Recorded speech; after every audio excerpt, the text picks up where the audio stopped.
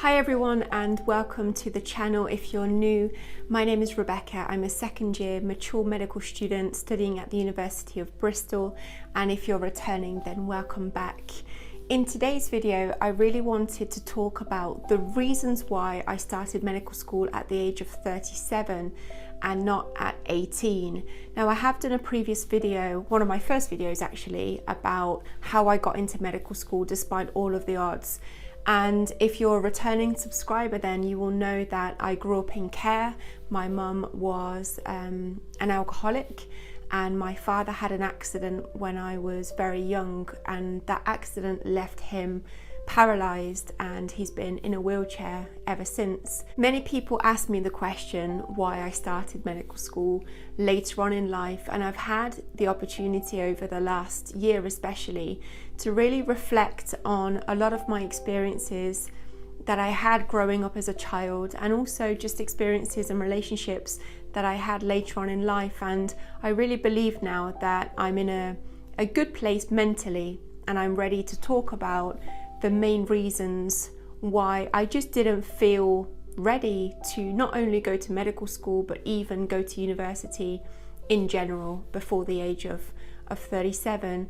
I hope that what I share with you today will inspire you and motivate you. When I talk about some of the experiences that I had, I really want to make it clear that if I talk about them and it feels like it's quite detached, it's simply because I've done a lot of work on myself to process what's happened, to forgive and to accept those experiences now.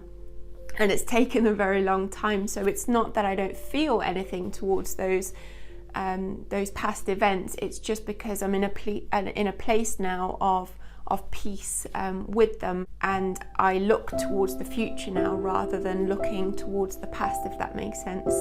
So what I'm going to do is break down the video into two different parts. The first part is going to be all about the main 4 reasons why I didn't apply to medical school at the age of 18, which would be a standard entry, and why I waited for so long to apply to go to university.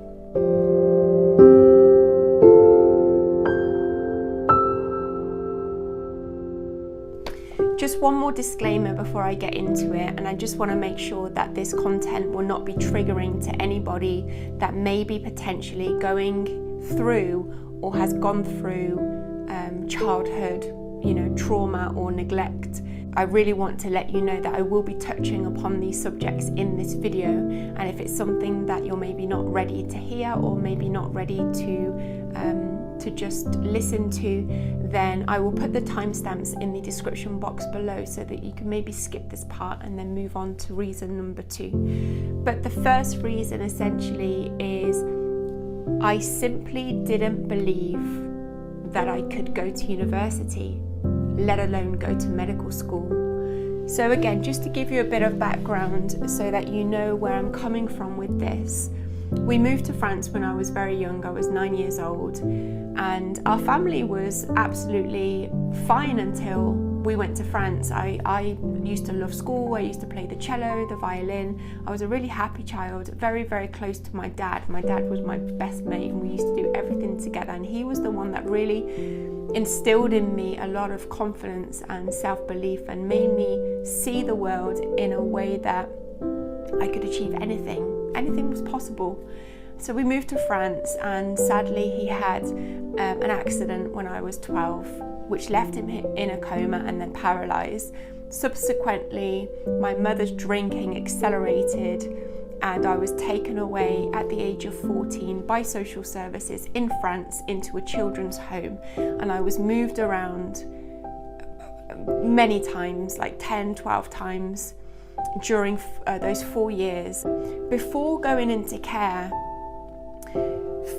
from the time that my dad had the accident until I was taken away, so for about 2 years mainly, I did experience a lot of neglect and emotional abuse, not so much physical abuse, but it was a lot. And I'm not sure if you've heard of the term gaslighting, which is a form of manipulation which makes you feel that you're going insane essentially. But my mum always treated me very badly, and I don't really want to get into all of the nitty-gritty details because there's no need, but essentially there was no consistency or no safety or security, and even to the point of things like not paying for my school dinners or not giving me what I needed to be able to go to school, not letting me in the house at night and having to sleep in the garage.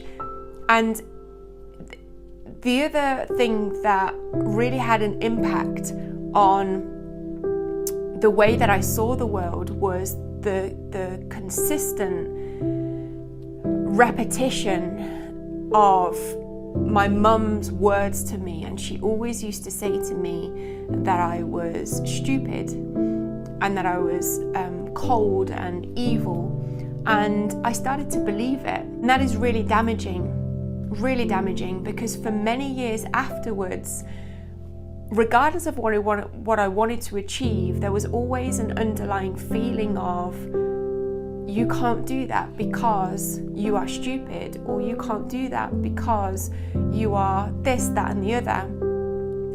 And I have to be honest, for many years, that is the reason why I didn't go to university, is because of those negative voices and the conditioning that I had as a child. I didn't believe that I could.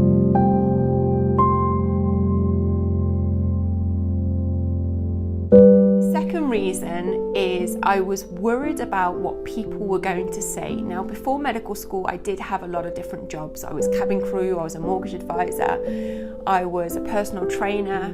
I relied on other people's approval in order for me to feel justified in my decisions for many years. And I always used to worry about what would people say if I told them that I was going to go to university. And I had this vision in my mind that people were going to laugh at me or talk behind my back, and that stopped me for so many years. I just didn't listen to my own heart, and I always put other people's opinions and judgments ahead of what was really important to me, and that stopped me from making that decision for a very long time.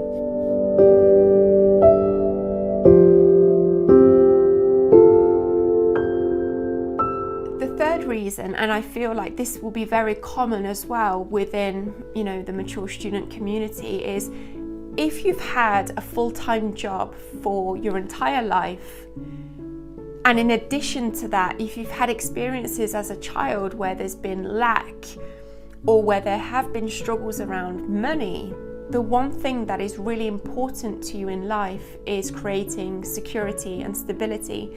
And I talk about this in my first video. One of the things that I needed for a long time in order to make myself feel secure, and there's still an element of that now, but I needed to have a consistent amount of money every single month, because I didn't want to be in the same position that I was in as a child, aka having no money for food, having no clothes, this, that and the other. And it stopped me. I didn't sit down and think there is always a way to make money, and you don't need a lot to be able to survive, and getting an education is more important than having lots of money in the bank. There was also this scarcity mindset around, how am I going to survive? Oh no, it's too scary. I can't imagine a life without money, even if it means that I'm going to be more fulfilled on a professional level. Money is more important, and that stopped me again for a very long time.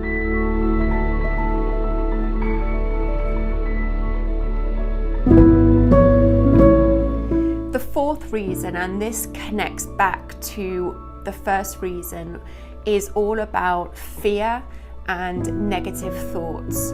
I think it's something like 95% of our thoughts are repetitive and negative. Looking back now, and after all of the work that I've done on myself, I know for a fact that a lot of the voices that we have on a day-to-day basis, and a lot of the subconscious beliefs or programs are simply not true.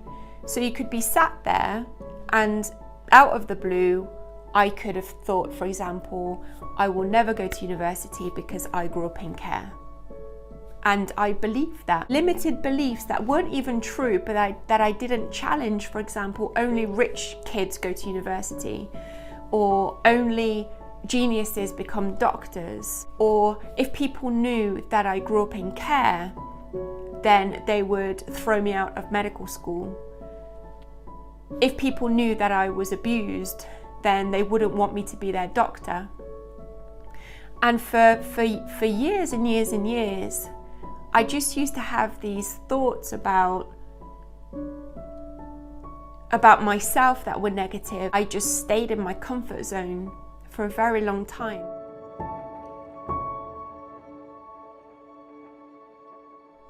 I really wanted to share what changed, a change in mindset. What were the things that finally gave me a kick up the backside to say, no, you can go to university, you can have a career that is meaningful. Just because you grew up and you had a difficult childhood, you're still entitled and you're still worthy of doing the things that make you feel happy.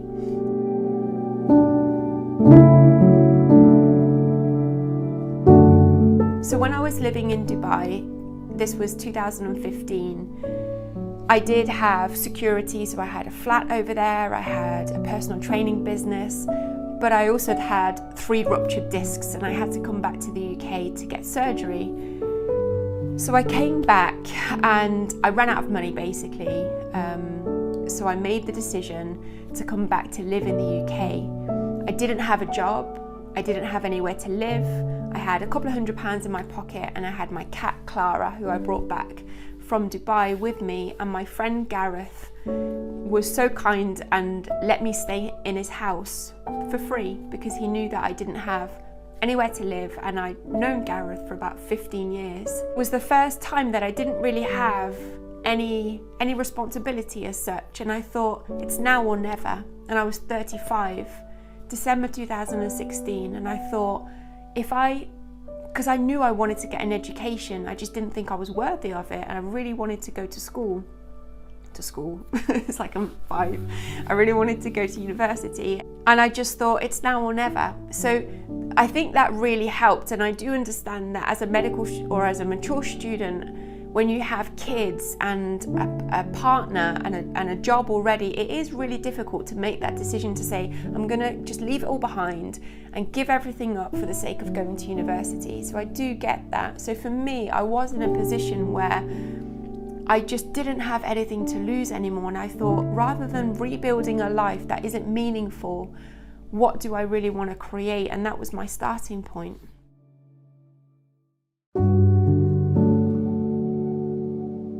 The second reason, and this is where I guess my rebellious side will show a little bit, is I refused to let my mum and every single person that had ever laughed at me or doubted me win. And for many, many years, it was almost like my mum had tried to shatter my confidence and to tell me that I was something that I knew deep inside that I wasn't. And it was because of her mental illness and her alcoholism that she was saying these things. And I thought, after many, many, many years, after 35 years of dealing with the same repetitive comments, I just got to the point where enough was enough, and I knew myself. I knew the kind of person that I was, and I started to think, what she's saying is simply not true. So I have 2 choices. I can either keep listening and not allow myself to grow and stay stuck and stay in jobs that I really don't enjoy and let her win, or I can say, this is my life. I know the kind of person that I am. I know I have abilities, and I have the kind of personality in the heart that will bring love into people's lives. and that's what I'm going to focus on, and you're not going to win, you're not going to put me down anymore. And it was like this fire, just like, enough now, I've had enough of listening to you trying to put me down all the time. And I just stopped listening to those comments. And it is sad, but I don't have contact with my mum anymore. I haven't seen her for 6 years, but that is what was necessary in order for me to find sanity again.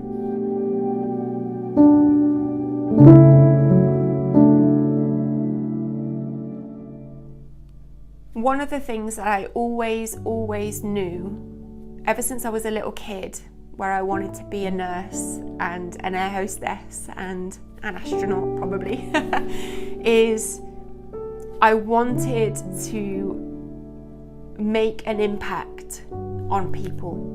I knew that I wanted my life to mean something. And although I had managed to do that in my job as a PT and cabin crew, I felt like there was something bigger that I wanted to create. And I feel like I'm on the right track now with becoming a doctor and listening to my intuition and really combining spirituality. I feel like I'm headed in the right direction now. But there comes a point where you get sick of holding yourself back because of fear. And I just thought, what's the worst that can happen? I follow this path, I don't get into medical school. If it's not meant to be, I can do something else that will enable me to make an impact, such as being a physio or being a nurse or being a midwife. There are always other options. But if I don't go and give it my absolute all and try, then I'm always going to look back and regret that I didn't give it my best shot, and I didn't want to live with that.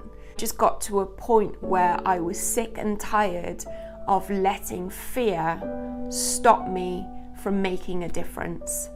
And I just said, I'm going to ignore anyone and everyone and all of the thoughts that are going to tell me that I can't do this, and just move forward anyway. And that's what I did. I literally just, it was like anytime a negative voice came in, I just ignored it and just moved forward. And I felt very rebellious before I got into medical school, because for those 2 years that I was doing GCSEs and access courses, so many people told me that I wasn't going to be able to do it and that I was too old and this, that, and the other. And I just thought, I know what I'm capable of and this feels right to me, so I'm going to listen to my heart and I'm going to move forward anyway.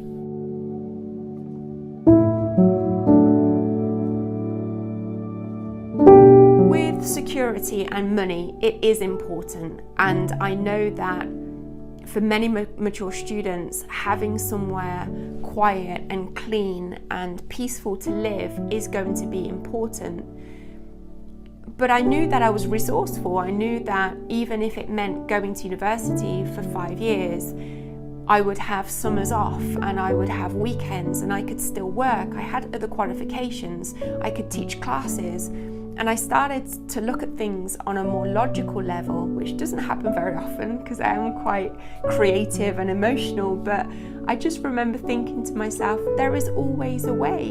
And I've been able to, I have had to ask for help on a few occasions, I admit that, but I have managed to work and I've managed to sustain myself during this medical degree. And I do tend to work 2 jobs on a regular basis. So I work as a nursing assistant at the hospital, and I also work as a spin instructor at the local gym, but it's doable. So I had to change my mindset around money and coming to a place where I knew that after many years of chasing money and chasing security and working in jobs that were simply there to bring me financial security, that they didn't, and that they were never going to make me fulfilled, that what made me happy was,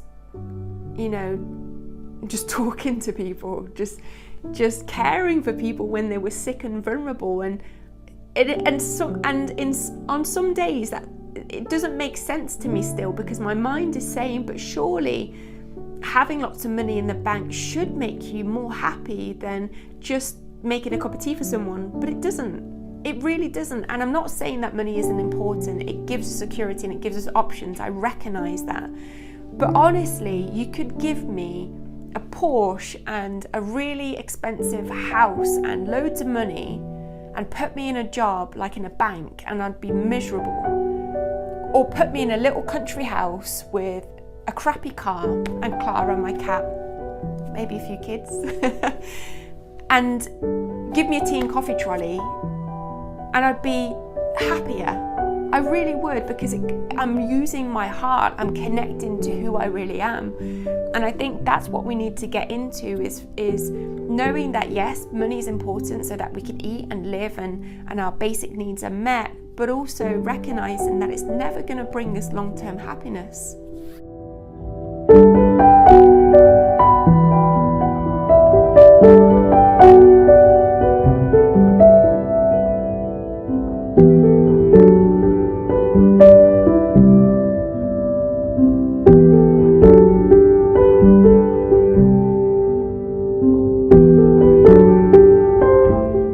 I went into care, and whilst I was in care, and actually for many years afterwards, and also whilst I was applying to medical school, one thing that I always felt like I needed was a role model, somebody to look up to say, okay, you've gone through all of this, so maybe I can do the same. And I always said to myself that I wanted to be that person for other people one day. I wanted people to be able to look up to me and say, man, you've gone through so much SHIT and you've come out the other end and you haven't closed your heart, you haven't become bitter or angry, although I have been in the past, and you're living this life that is full of love and authenticity. So it is possible. And that's what drives me to keep going every single day. That is part of my why. And when things get really tough, and they do, I'm sure that you've seen the video the other day where I felt like I was gonna burn out and I needed a break. You have days where it is really, really tough. I'm not saying that it's all easy, but I know that in my heart, the reason that I'm on this path and the reason that I've been blessed with being a medical student, and in 3 years from now being a doctor, it is about, of course, caring for patients, but it's also about being a role model and putting this message out to the world that if you are somebody that has been neglected or just been through a really difficult childhood, or you may have had a difficult marriage, for example, you may be a single mum, you may be in a job that you really don't enjoy, you may be living in a country that you're not happy in and you'd like to come to the UK and study medicine.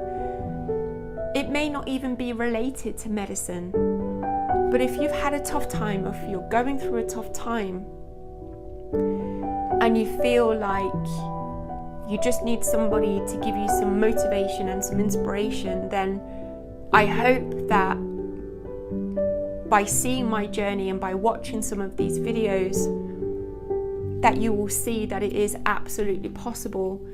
And that is what keeps me going. That is what keeps me going every single day. I feel very, very, very protective over children, babies, and adolescents that are living in a family where there is alcoholism.